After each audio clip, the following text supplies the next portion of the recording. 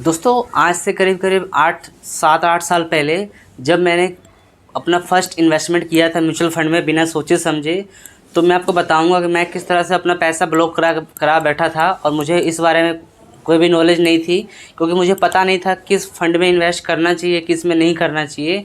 इसलिए मैंने अपने हिसाब से जो मुझे पता था मैंने इन्वेस्टमेंट कर दिया। तो आपसे वो गलती ना हो, इसलिए आप अब किसी भी फंड में इन्वेस्टमेंट करो तो अपने लिए बेस्ट इन्वेस्टमेंट कर सको, बेस्ट फंड सेलेक्ट कर सको। तो इस वीडियो में आज हम वही बात करने वाले हैं। सबसे पहले मैं आपको अपने बारे में बता देता हूँ जो मेरे से क्या गलती हुई थी। जब मैंने पहली बार किसी फंड में इन्वेस्टमेंट किया था तो मुझे पता नहीं था कि इस फंड म्यूचुअल फंड कैटेगरी में एक ELS कैटेगरी का फंड भी होता है, जिसको बोलते हैं ELSS। यानी कि उस फंड में अगर आप इन्वेस्ट करते हो तो उसमें क्या होता है, आपका जो पैसा है 3 साल के लिए ब्लॉक हो जाता है। तो मैंने भी उस फंड में इन्वेस्टमेंट कर दिया था, जो कि एक ELSS फंड था, जो टैक्स फ्री वाला फंड होता है। जब मैंने उसमें पैसा अपना इन्वेस्ट किया था तो मेरा पैसा जो था 3 साल के लिए ब्लॉक हो गया था। हालांकि मैंने 1000 रुपये ही इन्वेस्टमेंट किया था, लेकिन मुझे पता नहीं था, इसलिए वो 3 साल के लिए पैसा ब्लॉक हो गया। वो पैसा 3 साल बाद मेरा निकला था। तो इसीलिए कभी भी आप किसी फंड में इन्वेस्टमेंट करो तो आपको देख लेना चाहिए कौन सा फंड किस कैटेगरी का है, नहीं तो आपका पैसा ब्लॉक हो सकता है। जैसे मैंने तो सिर्फ 1000 रुपये इन्वेस्टमेंट किया था। अगर आप बिना सोचे समझे अगर उसमें 50,000, 1 लाख, अगर उससे भी बड़ी अमाउंट इन्वेस्टमेंट कर दोगे तो आपका पैसा ब्लॉक हो जाएगा। आप कितना भी कुछ भी कर लोगे तो आपका 3 साल के लिए पैसा ब्लॉक रहेगा, उससे पहले पैसा आपका निकल नहीं सकता है। तो इसीलिए आज का वीडियो हम बात करने वाले हैं, आपके लिए बेस्ट म्यूचुअल फंड कौन सा होने वाला है उस बारे में बात करने वाले हैं, ताकि आप इन्वेस्टमेंट करने से पहले कुछ रिसर्च कर लोगे तो पता लग जाएगा आपके लिए कौन सा म्यूचुअल फंड बेस्ट होने वाला है। आपका कम से कम लॉस हो और ज़्यादा से ज़्यादा प्रॉफिट हो, और आपका जो पैसा है वो सेफ़ रहे। क्योंकि इन्वेस्टमेंट में सबसे मेन चीज़ होता है जो आपका जो है पैसा सेफ़ होना चाहिए, उसके बाद में आपको अच्छी ग्रोथ मिल सकेगी। अगर आप अपना पैसा ही, अपना कॉर्पस ही डुबा के बैठ जाओगे तो आपको प्रॉफिट कहाँ से होगा। तो आप पैसा अपना रिकवर करने में लगे रह जाओगे फिर आप। इसीलिए इस वीडियो को आप पूरा देखो, इसके थ्रू आपको पूरा नॉलेज मिल जाने वाली है कि आप कितने टाइम के लिए इन्वेस्टमेंट करो तो आपको कौन से फंड में करना चाहिए, और ज़्यादा टाइम के लिए इन्वेस्टमेंट करो तो आपको किस फंड में इन्वेस्ट करना चाहिए। दोस्तों अगर सबसे पहली बात यह है, अगर आप कम समय के लिए इन्वेस्ट करना चाहते हो तो उसके लिए आती है डेट कैटेगरी। उसमें जो मोस्ट पॉपुलर कैटेगरी है उस बारे में बात करने वाला हूँ, क्योंकि डेट कैटेगरी में बहुत सारे फंड होते हैं। जैसे एक होता है ओवरनाइट फंड। अगर एक दिन से लेके एक हफ्ते के बीच में अगर आपको इन्वेस्ट करना है तो आप ओवरनाइट फंड में इन्वेस्ट कर सकते हो। ये एक डेट कैटेगरी का फंड होता है। इसमें आप 1 वीक से लेके 1 दिन तक में इन्वेस्टमेंट कर सकते हो। 1 दिन से लेके 1 हफ्ते के बीच में वो आपके लिए बेस्ट रहने वाला है। अगर आप चाहते हो आप 1 हफ्ते से लेके 1 महीने के बीच में इन्वेस्टमेंट, आपका अमाउंट इन्वेस्टमेंट रहे और आपको उसमें कुछ रिटर्न मिल जाए, तो आप उसको लिक्विड फंड में उस पैसे को इन्वेस्ट कर सकते हो, जो कि आपका करीब करीब 1 हफ्ते से लेके 1 महीने के बीच में मैच्योर हो जाता है। उसके बाद में अगर आप चाहते हो आप कुछ लॉन्ग टर्म के लिए इन्वेस्टमेंट करना चाहते हो डेट कैटेगरी में, तो आप मीडियम टू लॉन्ग ड्यूरेशन वाले फंड में इन्वेस्टमेंट कर सकते हो, जो कि 3 से लेके 5 साल के बीच में इन्वेस्ट कर सकते हो। उसमें आपका पैसा ठीक ठाक ग्रोथ हो जाएगा बिना किसी रिस्क के साथ। क्योंकि डेट कैटेगरी में हमेशा आप एक चीज़ ध्यान रखना, आपका पैसे के ऊपर कोई रिस्क नहीं होता, उस पर जो रिटर्न मिलने वाला होता है उस पर रिस्क होता है। क्योंकि हो सकता है कभी आपको रिटर्न कम मिले, कभी ज़्यादा मिले। आपका जो मनी है, जो आपका जो पैसा है, वो हमेशा सेफ रहेगा।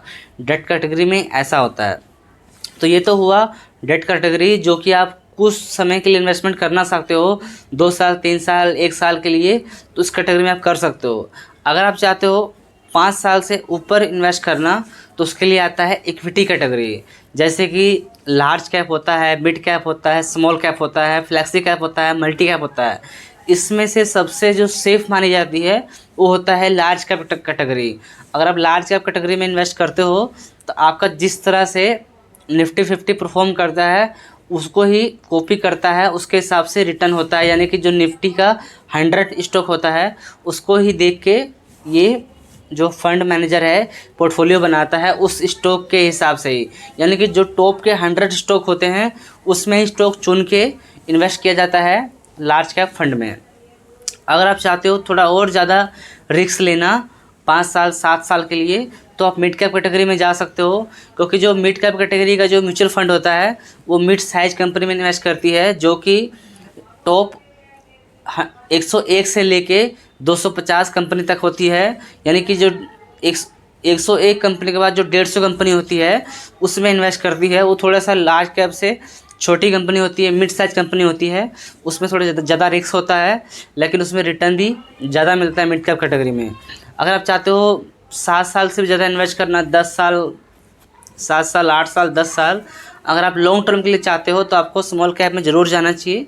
उसमें जो है रिटर्न सबसे ज़्यादा निकल के आते हैं और रिस्क भी ज़्यादा होता है, जो कि 150 कंपनी के बाद जो स्टॉक होता है 251 कंपनी तक जो होता है, 200-250 कंपनी तक, उसमें इन्वेस्ट करती है, जो कि बड़ी स्मॉल कैप कंपनी होती है उसमें इन्वेस्ट होता है। यानी कि जितनी भी छोटी छोटी कंपनी होती है स्मॉल साइज कंपनी, उसमें इन्वेस्ट करती है ये जो स्मॉल कैप म्यूचुअल फंड है। उसके बाद में बहुत सारी जो कंपनी हैं, जो सारी की सारी जो पेनी स्टॉक वाली कंपनी होती है उसमें भी इन्वेस्ट होता है, लेकिन उसके भी रिसर्च किए जाते हैं। यानी कि अगर आप सेफ़ इन्वेस्टमेंट करना चाहते हो इक्विटी कैटेगरी में तो वो लार्ज कैप है।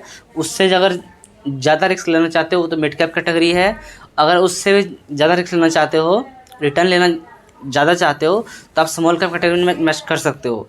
नहीं तो आप चाहो तो अपना पोर्टफोलियो डिवर्सिफाइड कर सकते हो। अगर आपने मान लो आपको 1 लाख रुपये इन्वेस्ट करना है म्यूचुअल फंड में, तो आप कुछ पैसा जैसे कि 40% पैसा 50% पैसा उसमें डाल सकते हो, अपना 50% पैसा लार्ज कैप में, और 25% पैसा स्मॉल कैप और मिड कैप में इन्वेस्ट कर सकते हो।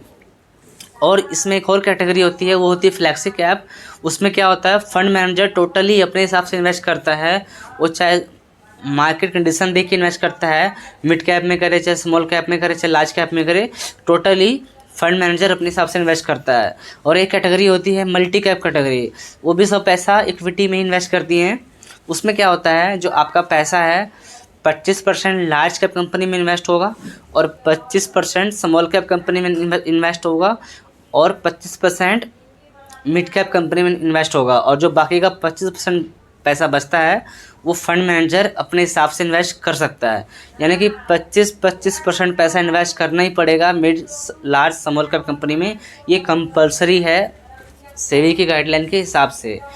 तो आप ये चीज़ ज़रूर देख सकते हो इन्वेस्ट करने के पहले। और आप एक चीज़ का ध्यान देना, इक्विटी कैटेगरी में एक और कैटेगरी होती है, जैसे कि टैक्स सेविंग वाला म्यूचुअल फंड होता है, जिसको बोलते हैं ELSS म्यूचुअल फंड। इसमें अगर इन्वेस्ट करते हो आप, तो आपका पैसा 3 साल के लिए ब्लॉक हो जाता है। 3 साल के बाद ही आप अपना पैसा रिडीम कर सकते हो। ये हमेशा ध्यान रखना किसी फंड में इन्वेस्ट करने के पहले। तो दोस्तों, अगर आप ये चीज़ को अगर आप देख के चलोगे तो आपको प्रॉफिट बढ़िया से बढ़िया हो सकता है, और जो आपका जो कॉर्पस है वो जल्दी ग्रोथ करेगा। और अगर आप इक्विटी में इन्वेस्ट करते हो तो उसमें रिस्क होता है। अगर आपने 1 लाख रुपये इन्वेस्ट किया है तो वो हो सकता है कि आने वाले टाइम में आपका 70,000 भी हो जाए, 60,000 भी हो जाए, लेकिन लॉन्ग टर्म में जो है आपको प्रॉफिट उसमें मिलेगा। अगर आप चाहते हो कि मुझे पैसा साल 2 साल में चाहिए, 6 महीने में चाहिए, तो आप इक्विटी कैटेगरी में इन्वेस्ट मत करो। तो आपको करना चाहिए डेट कैटेगरी में, या फिर हाइब्रिड कैटेगरी होती है एक, जिसमें थोड़ा पैसा इक्विटी में डाला जाता है और कुछ ज़्यादातर पैसा जो है आपका डाला जाता है वो डेट कैटेगरी में, जिसको बोलते हैं कंजर्वेटिव हाइब्रिड फंड। उसमें जो है रिस्क बहुत कम रहता है, क्योंकि आपको करीब करीब 20% पैसा जो है इक्विटी में डाला जाता है और 80% पैसा जो है वो डेट कैटेगरी में होता है। उसमें इन्वेस्ट आप कर सकते हो। अगर आप रिस्क भी थोड़ा लेना चाहते हो और आपका सेफ भी रहे पैसा, तो उसमें इन्वेस्ट कर सकते हो। तो कभी भी इन्वेस्ट करो तो ये चीज़ आपको ज़रूर ध्यान देना चाहिए, उसके बाद ही आपको इन्वेस्ट करना चाहिए। तो दोस्तों, उम्मीद है आपको वीडियो अच्छा लगा होगा। अगर आपको वीडियो अच्छा लगा है तो वीडियो को आप लाइक करके चैनल सब्सक्राइब कर दें। बाकी मिलते हैं किसी अगले वीडियो में, तब तक के लिए नमस्कार।